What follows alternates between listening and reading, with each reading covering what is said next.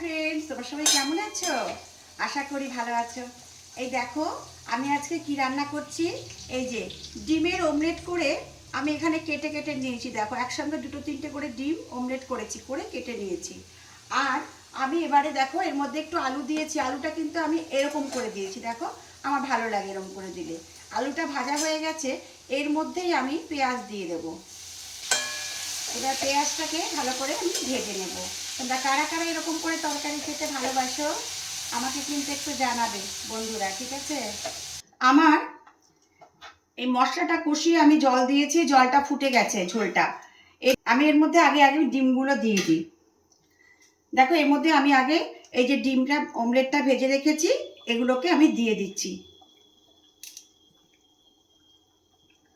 আমি যখন মশলাটা কষিয়েছি পেঁয়াজটা ভেজে নিয়ে তার মধ্যে আমি রসুনটাকেও ভেজে নিয়েছি, রসুন পেস্ট।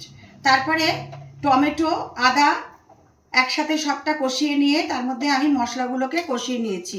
ধনে জিরের গুঁড়ো, লঙ্কার গুঁড়ো, কাশ্মীরি মির্চ চাট দিয়েছি, গরম মশলার গুঁড়ো, পরিমাণ মতো হলুদ তো দেবই, আর স্বাদ মতো নুন, আর আমি একটু মিষ্টিও দিয়েছি।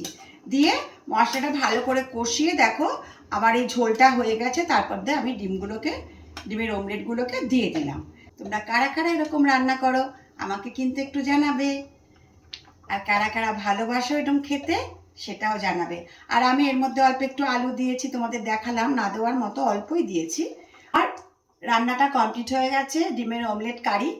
এবার আমি এটাকে বাটিতে সার্ভ করে দেবো। দেখো বন্ধুরা, ডিমের অমলেট কারি রান্না করে আমি বাটিতে সার্ভ করে দিয়েছি। ভিডিওটা যদি তোমাদের ভালো লাগে একটা লাইক কমেন্ট করো। আমার অনেক অনেক ভালোবাসা নিও। টাটা।